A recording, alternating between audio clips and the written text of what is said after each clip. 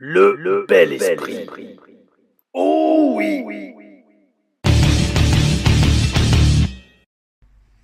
Oh oui, oh oui, mes amis, pour la première fois dans l'histoire de la chaîne, en tout cas dans l'histoire de la reprise de la chaîne, et pour cet épisode 125 des hashtags TeleReviews, review de WWE SmackDown super tardive.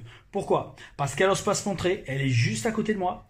Week-end en amoureux avec Brenda. Oh oui. Pour ceux qui me suivent sur les réseaux, notamment sur Instagram, Brenda a inondé mon flot de nouvelles photos. Elle est morte de rire. Enfin bref. Non, sérieusement, les amis, donc c'était prévu là. Non, enfin, je suis sérieux dans tous les cas. C'est tout vrai ce que je viens de dire, mais. Yo, je dis pas de bêtises, il est 22h28. 22h28, on est dimanche soir. J'ai maté SmackDown hier dans le bus pour venir à Marseille parce qu'on a eu un show de catch. Tigers Pro Wrestling, TPW, oh oui. Première fois que Brenda m'a vu catcher. Tu crains les chatouilles? Et bref, ouais, donc en fait j'ai maté SmackDown hier dans le bus, mais j'ai sincèrement pas eu le temps de faire la review depuis parce que on a eu le show, le temps d'arriver après-midi à Marseille, le show le soir super chaud, il était pas mal le show. Il était pas mal. Plus fort, ils entendent pas. Surtout qu'en plus tu fais des lives sur Facebook.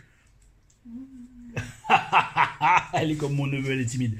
Bon bref, ouais non, gros show TPW hier à Marseille et bon, après dimanche, grasse mat. Oh oui, il en avait bien besoin. Après les randonnées de ouf qu'on a fait. Là je vous raconte ma vie, mais en fait c'est pas le sujet de la vidéo. Le sujet de la vidéo c'est WWE SmackDown du 11 avril 2025 depuis Seattle dans l'état de Washington avec Mania, WrestleMania dans moins d'une semaine. Alors j'ai coupé complètement court à l'introduction, mais tout ça pour dire, donc je la fais maintenant dimanche soir à 22h. Mieux vaut tard que jamais, comme disait le sage dont j'ai oublié le nom parce que je sais que c'est pas un sage qui disait ce proverbe qui veut pas dire grand chose, mais en tout cas il veut dire que la télé-reviews arrive, mes amis, dimanche soir. Ah ou bel esprit, grosse semaine. Et puis d'un autre côté, non, c'était aussi à moitié volontaire. Pourquoi? Parce que grosse semaine quand même, vous avez vu Taylor Booking, vidéo faite par intelligence artificielle avec j'allais dire le heel turn que nous voulions voir, que la WWE aurait dû faire avec John Cena, parce qu'on a eu du nouveau. Alors même pas, non, on n'a rien eu de nouveau dans l'évolution de la feud entre Cody Rhodes et John Cena dans cet épisode de SmackDown. Mais je pense qu'ils auraient vraiment dû faire autre chose. Peut-être pas ce que je vous ai offert mercredi dernier en vidéo, mais ils auraient vraiment dû faire autre chose. Là, c'est vraiment pourri. Le heel turn de John Cena a commencé un truc de ouf, tout le monde en a parlé. Maintenant, c'est probablement une des storylines les plus pires, même si on le dit pas, c'est pas grave, les plus pires de ce WrestleMania, avec Jey Uso et Gunther. Et bref, vendredi, Taylor Stories, oh oui, un match, une bataille royale que, en fait, je suis obligé de me ressouvenir parce que je l'avais tourné il y a 2 mois, avec LA Knight Moose, oh oui. Et donc, grosse semaine, gros contenu. Donc c'est bien qu'il y ait peut-être 2 jours de break avant la review de SmackDown. Et donc, qu'est-ce qu'on a eu à ce SmackDown? Donc mes amis, ça a commencé, donc, une promo dans le ring avec Randy Orton. Alors, Nick Aldis est très méfiant. Pourquoi? Parce que il s'est pris un RKO la semaine dernière. Et Randy Orton donc, nous dit qu'il veut un match à WrestleMania. Alors là, mes amis, autant je vous présente officiellement, genre entre guillemets, mes excuses, et notamment à Kevin Owens, parce que sa blessure semble être, comme on dit en catch, un shoot. C'est-à-dire que ça semble être vrai. J'étais sincèrement persuadé, j'en ai une note parce que là il est tard et ça sert à rien d'avoir des lunettes de soleil, j'étais persuadé que c'était dans les storylines de Hill. Alors là par contre de notre côté, si c'est vraiment dans la storyline, bel esprit parce que tout le monde a plongé. Mais non, ça ne semble pas du tout être un work, ça semble être un shoot et donc souhaitons un prompt rétablissement à Kevin Owens et Randy Orton se retrouve sans match pour un show qui a lieu dans une semaine. Ouh. La foule quand même donne une bonne pop à Orton quand il suggère que ce soit peut-être Nick Aldis qui remplace Kevin Owens à WrestleMania. Donc je pense très sincèrement, vu la réaction de la foule de Seattle, qui n'a pas vraiment de raison d'acclamer un Anglais comme Nick Aldis pour devenir catcheur à la WWE, catcheur dans le ring, je pense sincèrement qu'on verra un jour Nick Aldis catcher au moins une fois dans le ring WWE. Parce que déjà Primo, c'est pas un excellent catcheur, mais il est très bon.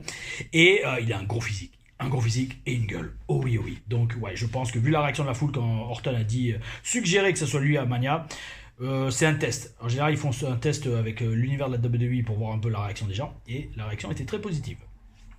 Solo Sikoa arrive. Et franchement, ça pourrait donner une bonne affiche. Franchement, Orton contre Solo Sikoa pour Mania, bon bien évidemment, il n'y a aucun build-up. Ça n'a pas le poids qu'ils avaient investi dans la storyline entre Owens et Orton. Mais vu qu'il y a une histoire quand même, vu que Orton s'est souvent frité avec la bloodline de Solo, ça peut avoir sa justification. Ça en est limite, alors non, j'allais loin, ça en est limite à se demander s'ils n'avaient pas prévu ça en plan B depuis le début. Mais est-ce qu'ils pouvaient prévoir la blessure de Owens ? Qui sait, peut-être que Owens depuis 2 mois il leur dit les gars j'ai des problèmes de couche, je sais pas si je vais pouvoir faire Mania. Et donc les officiels lui disaient bah écoute on va quand même construire le match avec toi et Orton et on verra. Et si jamais tu veux faire le match, on a toujours Solo Sikoa qui a pas encore de match qu'on garde de côté pour Orton. Peut-être qu'ils ont décidé ça mes amis. Orton est toujours aussi bon au micro car il est intense quand il le faut. Et bien évidemment le segment dégénère, baston entre Solo, Tama et Orton. Louis Albert Chevalier, Ellen Knight qu'on a vu dans la TLR Stories de vendredi arrive et boum à l'image de Teddy Long qui balançait toujours des matchs one-on-one with the Undertaker. Et bien maintenant à SmackDown la tradition c'est chaque fois que ça part en baston on a un match en équipe en main event. Et donc on a notre tag match main event qui sera donc Orton et LA Knight contre Solo Sikoa et Tama Tonga. Après mes amis on a un match qui a fait carrément littéralement presque une demi-heure. Un tag team match gauntlet pour déterminer les aspirantes numéro 1 au titre féminin par équipe de la WWE. Beaucoup de catcheuses qu'on ne voit pas ou plus trop souvent à l'écran. Et franchement que je verrai pas non plus parce que j'ai mis le match en accéléré parce que dans le bus il n'y avait pas le temps de mater et surtout la connexion était pourrie donc je peux plus regarder tout le match. En attendant le match avait plus d'une demi-heure donc bel esprit. Bel esprit que les catcheuses ont eu autant de temps d'antenne pour briller. Et Bayley et Lyra Valkyria vont aller à WrestleMania pour affronter Liv Morgan et Raquel Rodriguez. Je rigole, pourquoi ? Parce que je me dis, quelle est l'utilité du titre intercontinental féminin ? Bah en fait on a trouvé l'utilité. Si vous êtes championne intercontinentale à la WWE, et ben vous allez catcher à WrestleMania pour le titre par équipe. Oui, c'est franchement ridicule. C'est franchement ridicule parce que SmackDown dure 3 heures. Ça veut dire que les samedis matins où j'ai des shows, il faut que je mate tout en accéléré et que je zappe certains matchs. Et donc, en plus de ça, sur un SmackDown qui fait 3 heures et on a créé un titre secondaire féminin, le titre secondaire féminin n'est même pas défendu au plus gros show de l'année qui sera sur 2 nuits. Par contre, Jade Cargill a un match. Bah oui, il faut justifier son salaire de plus de 500 000 $ par an, j'en suis persuadé. Après, Damien Priest se fait attaquer par Drew McIntyre, Drew qui est en mode pirate avec son bandeau sur l'œil. Un peu comme Odin d'ailleurs, Odin qui a perdu un œil en essayant d'obtenir le savoir ultime. Pas vrai Brenda ? Voilà, c'est ça, c'est vrai, elle chuchote. J'ai bien appris mes leçons de mythologie nordique. Elle m'a formé dans le spirituel et elle me forme aussi sur la mythologie nordique. Oh oui, oui. Pardon ? C'est bien. J'entends pas. C'est bien. Ouais, ouh, elle a osé parler fort. Drew enchaîne avec une promo courte mais efficace pour officialiser le match en déclarant qu'il est cleared. Ça veut dire qu'il a l'aval des médecins pour reprendre le catch. J'ai ouvert le Monster, j'ai bu qu'une gorgée et je suis déjà en forme. En plus celui-là il est dégueu. C'est le noir et vert sans sucre. D'ailleurs en parlant de Monster, vous avez tous vu dans le podcast oui Talk and Catch posté mercredi à 18h mercredi dernier et franchement vous avez tous adoré, vous avez tous kiffé, vous avez tous tapé des barres de rire dans la façon que j'avais de clasher et de parler d'un quasiment tout. Je vous invite très sincèrement à aller le voir. D'ailleurs, et Brenda, tu n'as pas vu encore le podcast ? Non. Va le regarder parce qu'en plus je te fais une dédicace à la fin. À la fin, alors ils ont fait un montage trop rapide, on dirait que le premier truc que je dis c'est Brenda, non. Il me dit, est-ce que tu as un message, petite info, parce que bien sûr le truc est monté, est-ce que tu as un message à adresser à quelqu'un ? Et moi je réfléchis, je fais... Brenda, je pense à toi. Tu vois, il y a eu un temps de pause. Parce qu'en fait, le mec, il a fait le montage direct. Il a fait, est-ce que tu as un message à dire à quelqu'un de spécifique ? Brenda, je pense à toi. Genre comme si c'était le truc direct. Je pense juste à toi, c'est tout. Non. J'ai quand même réfléchi, tu vois. C'est la première à qui j'ai fait une dédicace. Oh oui. Et donc, bref, mes amis, gros podcast. On s'est tapé des barres de ouf. Et franchement, je pense que vous allez vraiment kiffer le podcast. Et la plupart, d'ailleurs, vous le dites tous dans les commentaires que c'était une excellente vidéo. Enfin, bref, tout ça pour dire... Drew est toujours aussi excellent donc à déclencher les plus grandes passions et l'envie d'agression chez ses adversaires, comme il l'a fait avec CM Punk et comme il le fait dans cette feud avec Damien Prêtre. Il donne même de son corps, notamment avec ce Future Shock DDT sur les escaliers en métal. Pour faire avancer la feud, le mec prend une chute sur des escaliers en métal, ça fait pas du bien, croyez-moi. Et déjà une chute de catch, ça fait pas du bien. Et deuxièmement, encore plus quand vous la prenez sur un médium qui n'est pas fait pour amortir le corps humain quand il chute, a.k.a. un ring de catch. Si vous chutez sur le sol en dehors du ring ou à une table, c'est différent, une table ça pète. mais des escaliers en métal, ou alors la table des commentateurs. Voilà, remarque, salle des commentateurs, le dessus qu'il y avait dessus, il s'était un peu plié sous mon poids quand Orton m'avait fait une belly to back souplesse. Mais la table en dessous, elle a pas bougé. Hein. Elle a pas bougé. Heureusement qu'il y avait le truc pour amortir un peu la chute, parce que sinon j'aurais bien dégusté. Et c'est pour ça aussi que je veux protéger la nuque. Il y en a qui vont me poser la question, mais genre ouais, pourquoi tu fais ça? C'est pour se protéger la nuque quand tu prends une belly to back souplesse. Oh oui, oui. Donc ouais, la feud d'avance, ils s'en mettent plein sur la gueule et on aura Damien Prêtre contre Drew McIntyre dans un Las Vegas, si je dis pas de bêtises, ou Sin City Street Fight. Ah ouh. Singles match qui suit entre Berto. Alors pourquoi c'est Berto, pourquoi c'est plus Humberto? Expliquez-moi, peut-être Humberto ils ont trouvé ça ridicule, mais je trouve ça Berto encore plus ridicule. Ça fait le gros Berto, la grosse Bertha, on sait pas trop. Et Rey Fenix dans son deuxième match singles à la WWE. Alors là tout de suite, je pose la question mais juste pour la forme, qui croit sincèrement que Berto va gagner ce match? Pas moi, personne, je pense sincèrement. À l'inverse de moi, qui pensait qu'il allait au moins tenter de bosser en heel. Mais non, il a fait pas mal de flips, de saltos et de plongeons dans un match à la mexicaine. Alors en attendant, le match était quand même excellent. Mais est-ce que très bonne observation de la personne qui a de l'expérience, mes amis, comme vous verrez pourquoi j'en parle, pourquoi j'explique, pourquoi sur la chaîne YouTube, j'ai lancé la chaîne notamment. Le truc c'est que le match est excellent. Mais maintenant, il faut se demander un truc. Avec Rey Fenix, est-ce que n'importe quel catcheur du roster aurait pu assister et porter Rey Fenix pour la plupart de ses prises et donc pour le faire briller à sa juste valeur? Pourquoi? Parce que les commentateurs ont bien mentionné que ces deux-là, Berto et Fenix, se sont déjà affrontés plusieurs fois au Mexique dans des matchs en équipe. Donc ça veut dire que Berto a l'habitude de bosser le style de Rey Fenix, le style qui le fait briller, le style qui le différencie des autres, et deuxièmement donc de le porter et de l'assister pour les prises. Parce que franchement, bon, ça j'en ai déjà dit dans les reviews, mais au bout de 125 épisodes, peut-être vous vous souvenez plus ou peut-être vous l'avez pas vu tout simplement, j'ai une très bonne mémoire et en général je sais que si j'ai déjà dit un truc en vidéo, je vous le dis. Et j'ai déjà dit en vidéo qu'un voltigeur n'est bon que s'il est un bon porteur. Point barre. Et donc, Berto qui a l'habitude de bosser le style mexicain, oui, Rey Fenix va briller à sa juste valeur. Mais le mec qui a jamais fait de lucha libre, qui a aucune expérience dans le catch mexicain, donc j'ai envie de dire les trois quarts du roster de la WWE, est-ce que Rey Fenix serait capable d'avoir un très bon match avec ce genre de gars? Très très bonne question et nous serons fixés très rapidement, croyez-moi. Parce que le catch c'est un marathon, ça aussi j'ai déjà dit, c'est un marathon, c'est pas un sprint. Ça veut dire que Rey Fenix super, il a eu 2 super matchs, tout le monde se tape des segs et tout le monde dit ouais super, Rey Fenix il est bon. Ouais non mais attendez, ils l'ont mis avec des mecs qui savent catcher son style. Mettez-le avec un mec qui a jamais fait de lucha libre et qui est assez lent dans le ring et qui risque de foirer la plupart des spots ou en tout cas de pas prendre des belles chutes ou de pas savoir porter Rey Fenix comme il faut pour ses prises.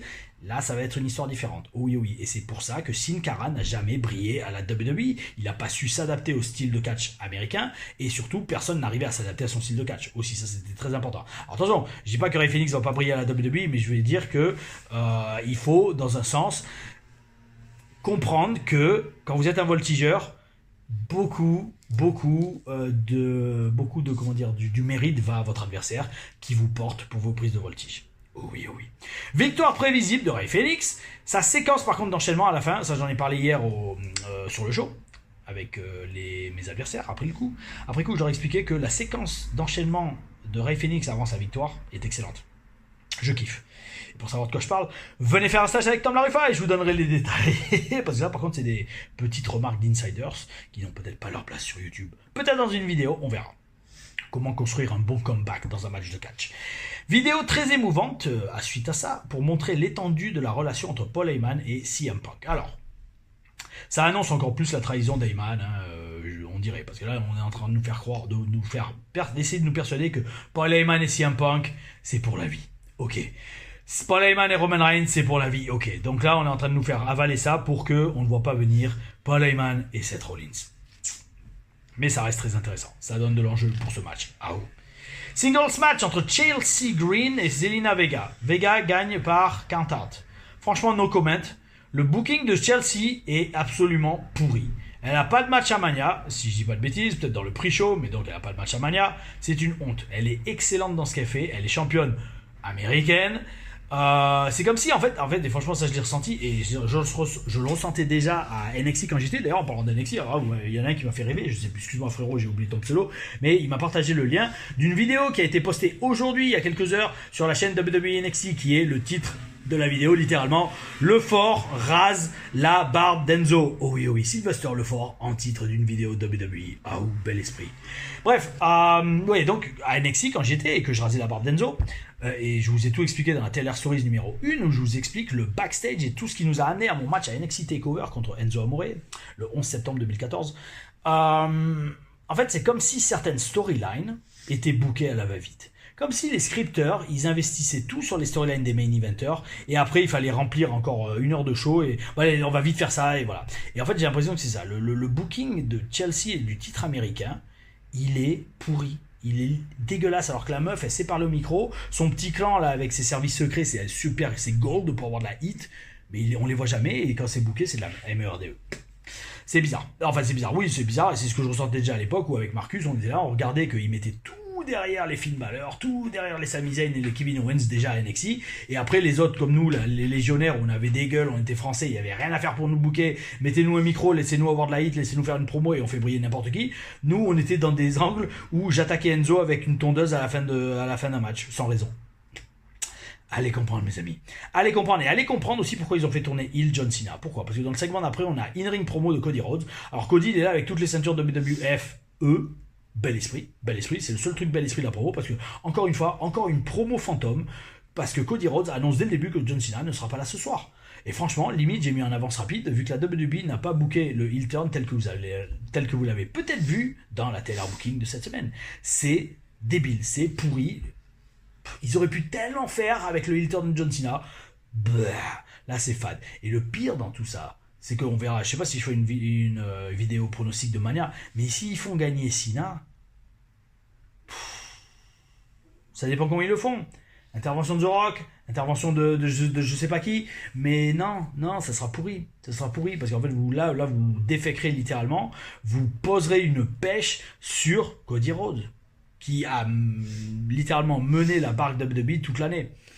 Enfin bref, franchement, oui, comme je dis, une promo fantôme, il n'y a rien eu de dit, si ce n'est Cody Rhodes qui essaye de meubler et de faire mousser un match, alors que son adversaire, qui va avoir un beau chèque de paye pour son match à WrestleMania, n'a même pas la décence ou le courage ou l'envie de venir construire la feud et le match. Singles match après ça entre Tiffany Stratton et Roxanne Perez. Alors, bel esprit, parce que ce match est la preuve vivante, dans un sens, la preuve catchesque, que NXT et le Performance Center forment d'excellents talents. Les deux ont été formés au Performance Center. Enfin, non, attends, Roxanne Perez s'était entraînée, je crois, avec Booker T au début, mais bon, elle a fait une grosse partie de sa formation, terminé sa formation au Performance Center, et franchement, Tiffany Stratton qui a quoi, 25, 26 je crois, et Roxanne Perez qui a 22, elles sont déjà... Le truc, elles nous donnent un match tellement plus technique, créatif et intense que la plupart des catcheuses régulières du main roster. C'est incroyable. Maintenant, ça soulève la question, très très grosse question, que aussi à l'époque à NXT, quand je rasais la barbe d'Enzo Amore dans l'épisode je sais plus combien d'août 2014, je me posais déjà avec Marcus, est-ce que quand on passe sur la route, on devient complaisant et on devient paresseux et on arrête d'essayer d'avoir des matchs innovants? Parce que là vous avez la petite Roxanne Perez qui arrive d'NXT et du Performance Center, la meuf elle sort un match qui vaut n'importe quel match de PLE féminin, un truc de ouf. Et d'un autre côté, après, vous avez des Michin, des Alba Fire, Piper Nivens, Zelina Vega, qui sortent, oui, des bons matchs, mais pas aussi créatifs et intenses que la petite Roxanne Perez qui vient d'arriver. Alors, est-ce que c'est parce qu'elles sont sur la route, qu'elles sont fatiguées, qu'elles voyagent beaucoup, et qu'elles ont un salaire garanti de plusieurs, à 6 chiffres, qu'elles se disent, bon, allez, c'est bon, j'ai pas besoin de me fouler et de prendre de risques. Ça, je veux bien le comprendre, prendre de risques, mais d'un autre côté, ça veut pas dire qu'il faut pas se fouler. Il faut quand même raconter une bonne histoire et connecter avec la foule. Grosse question, mes amis. Il me faudrait de l'eau. J'en boirai après la promo. J'ai une bouteille? Ouais, je crois. Il y a d'autres dans le sac. T'inquiète pas, je la remplis après. C'est bientôt fini de toute façon. Alors oui. Ça aide par contre, bien évidemment, que Roxanne Perez soit vraiment prodige à seulement 22 ans. La meuf, elle a 22 ans, elle est déjà meilleure que la plupart des catcheuses du roster. Un truc de ouf. Un excellent match, une semaine avant Mania, victoire de Tiffany. Alors, bonne question parce que... Enfin, bonne question. La question, c'est comment sera le match entre Tiffany et Charlotte? Parce que quand on voit un match comme ça une semaine avant, je sais pas si le match entre Charlotte et Tiffany va être aussi bon, surtout après que Charlotte l'attaque après le match, alors qu'elle était censée ne pas être présente. Alors oui, ça va être un match intense avec une haine développée, surtout par cette promo qu'on sait pas trop si elle était scriptée ou pas, d'accord? Mais bon, c'est là franchement c'est pareil, hein, je veux dire, vous êtes beaucoup à le dire. Le build-up et la construction de cette carte de WrestleMania laisse énormément à désirer, mes amis. énormément. Et même si je vais rester debout pour la deuxième nuit, espérons que je ne le regrette pas. Non, je pense pas que je le regretterai, mais waouh, c'est un truc de ouf. Je sais pas, ils ont déjà annoncé les cartes la première nuit et deuxième nuit, pour savoir au moins les matchs que je vais rester debout jusqu'à 5h du mat à regarder la deuxième nuit. Main event, tag match entre Solo, Tama, Orton et LA Knight. Alors franchement déjà c'est bon de voir Solo Sikoa en action à nouveau, un bel esprit. J'espère sincèrement qu'il aura son match à Mania contre Orton. Surtout que après ce match et après la victoire des Babyface, parce que au moins deux choses.